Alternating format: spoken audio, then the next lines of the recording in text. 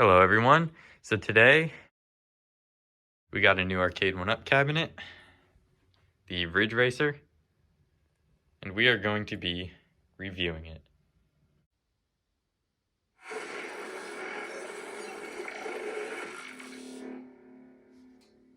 Three, two, one, go! Now one thing you'll instantly notice is the inclusion of menu music, which we haven't seen on any previous Arcade1Up machines, but it could possibly be on other new releases and I just haven't noticed yet, but I was most certainly impressed by that, and I think it's a great addition on this cabinet.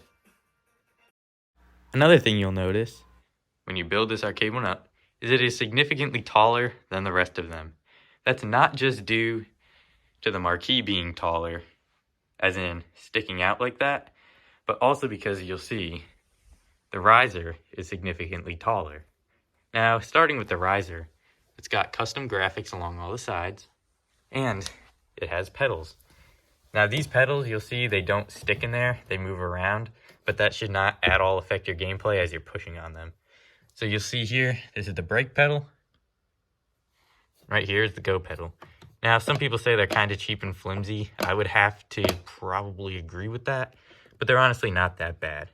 So that's not actually pushing it. That's just kind of so you can level your foot with it. Actual pushing down is more like that. Honestly, a pretty creative design, whether intentional or just being cheap. Now we get on to the control panel. So as you can see, this control panel is at an angle, unlike pretty much every other Arcade1Up that is pretty flat.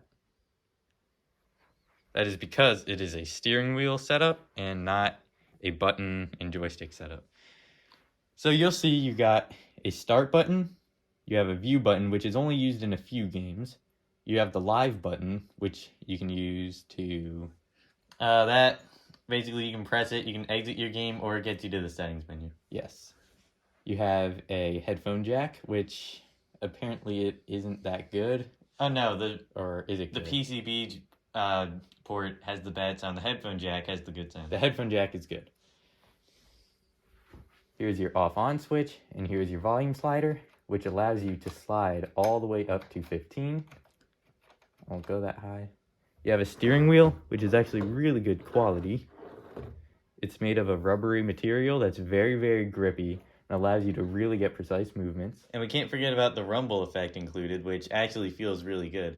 And here's your shifter. It's actually really, really good at shifting. It doesn't feel really cheap at all. Maybe not the greatest plastic, but that doesn't really matter. The steering wheel is what's really important. So now you get onto the artwork. As you can see, this artwork is meant to create almost a 3D effect with the shadowing there, and it comes out like that. It also has, as you can see, fake screws, the real ones right there. I don't mind this. It actually looks really, really nice. Another little bit of artwork you can see is the 4 selectable skill levels just for the regular Ridge Racer game. The novice, intermediate, advanced, and time trials, how many laps you get, your max speed, and which track you're doing. It's actually pretty helpful. It sure is. Which usually I can find myself going a little over the max speed by a few miles per hour in each of these modes. So one difference you'll see with this one compared to, I think, every single one is how the marquee is up top. It is not there like every other Arcade1Up in here. It's sitting up top. So you need these special pieces while you're building it so it can sit like that. And that also makes it taller. One thing you'll realize about this cabinet is the lack of artwork on the front kick plate. Tempest over there has a coin door. Class of 81 has some art. And most of the other ones have the list of games. Besides Space Invaders, that also has some art. What I think would look pretty cool is another coin door. Maybe one of those 3D coin doors that they've been doing. I think that would add to the look because it kind of looks a little plain, which the rest of the artwork pretty much makes up for that, but I think that would look a lot better, and maybe we'll consider doing that in the future. As you'll notice, just like Outrun, the riser on Ridge Racer is taller, probably so you can steer more easily and reach the controls. Now, when I first saw this one, I was actually pretty impressed at how nice the artwork looked. I mean, the black lines and contrasting red and black look pretty slick in person, and I'm a huge fan of it. It's just really nice to look at. So now we're going to do a little bit of gameplay of every single game included on this cabinet, starting with Ridge Racer. This is my personal favorite game on the cabinet. I just love the way it handles, and I like the graphics. But so we have... You have Novice, you have Intermediate, Advanced, and Time Trials. I'm just going to do Novice right here. We have Automatic Transmission and Manual Transmission. And in this menu, you can use the gear select to switch your music. I believe there's 6 tracks, but I could be wrong. About 6 music tracks, I think. That's something that not a lot of people I've heard of known until at least me, until I read about it.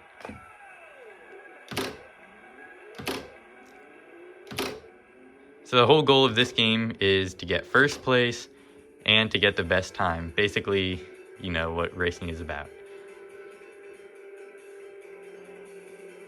Most people grew up with this game on the PS1 and aren't fond of the arcade original, which, I don't know. I don't think that should stop you from getting this cab because, like, it still plays really well. I like this more than the PS1 version, to be honest. I believe the handling of the steering wheel is very, very good on this cabinet. You can get very precise movements, and again, that rubber that the steering wheel is made of allows you to really make those precise movements with the grip it has. And just like the original, it runs at a butter smooth 60 frames per second. Now here's Ridge Racer 2. Practically identical to the original. Just that they overhauled the menus, changed a couple graphics up, and there's different music. Another addition to this one is the rear view, which I think is kind of necessary. Little music down there. Yeah, I'm not sure about the specs or anything, but it's possible they couldn't do that with the original. It just didn't have the idea, but I don't know. That's just a guess. And you can also see they have a Namco game right over there. I really like that addition, but besides that, this is practically the same game as Ridge Racer. Alright, here's Ace Driver, F1 game. It's very fun. I know, I'm not good at this game. Now this game, unlike the other ones, is Formula 1 based, which actually I think is pretty cool. It also makes use of the view button, offering 2 different views. And, my favorite addition, it includes the rumble steering, which provides pretty good feedback. I also like the sound effects in this game. Like, it sounds like what I'd expect F1 to sound like. Now here's the next game. Ace Driver Victory Lap. This one definitely It's more colorful. more colorful. I feel like more of like the 90s, 2000s vibes from it.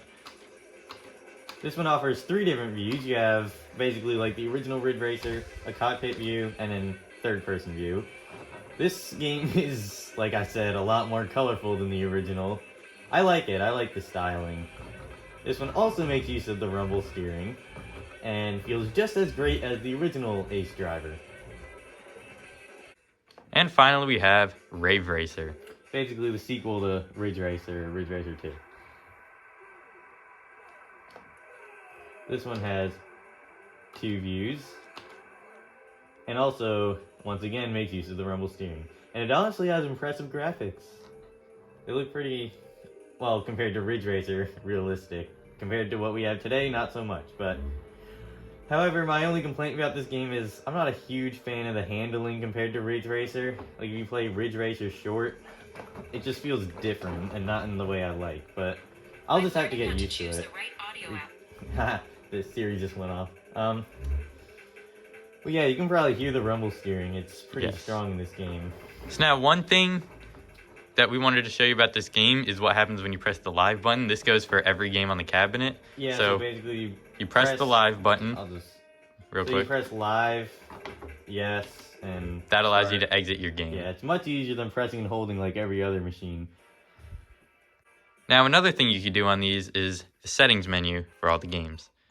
So yeah, every game has a setting like this. You can change it from kilometers per hour to miles per hour. It's on kilometers per hour by default for some reason. I don't know. And then there's reset to defaults like you see on other cabinets. And then there's also your difficulty settings. Each game has its own menus like Ray Racer, you can select your car. And then there's the cabinet's central settings menu, where you can go through your network settings, restore to factory settings, menu sound effects.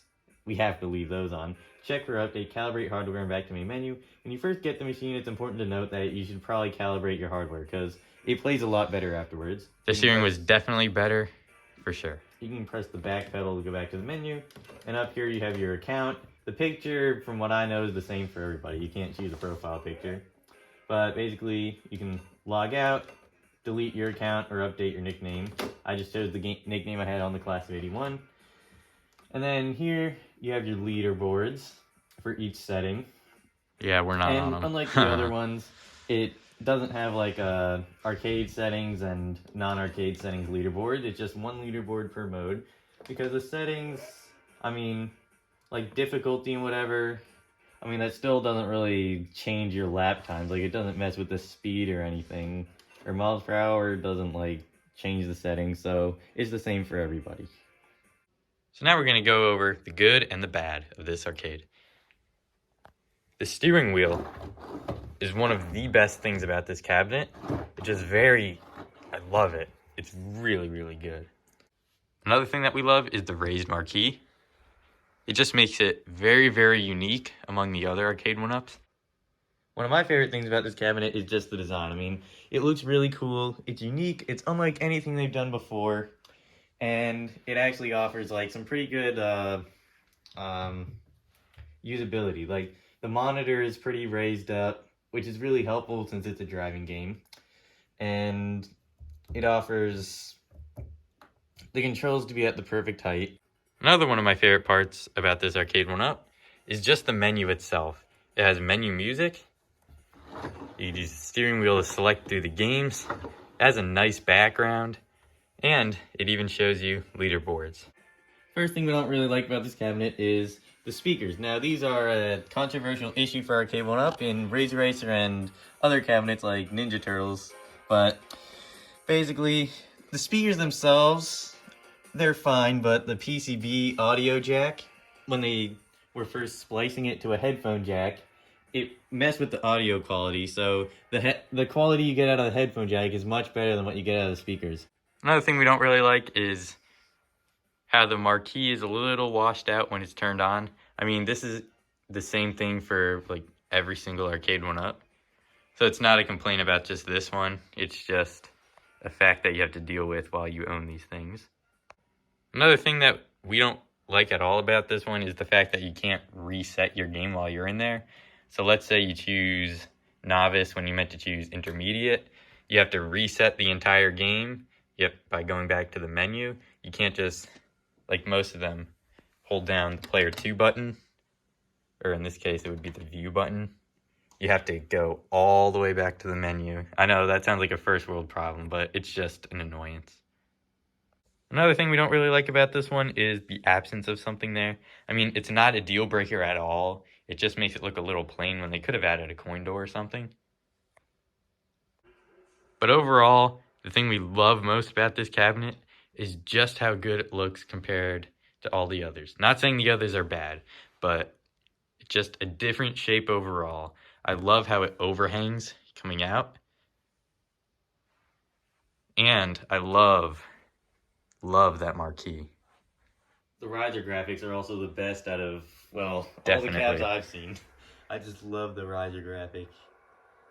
Now, when you buy Ridge Racer, you're getting an amazing and unique cabinet design, phenomenal artwork, a very unique marquee, and amazing controls, and 5 different games at the steep price of $700. Is it worth $700? In my opinion, it's not, because that's over $100 per game, but it's always on sale. So is it worth it for, say, $400?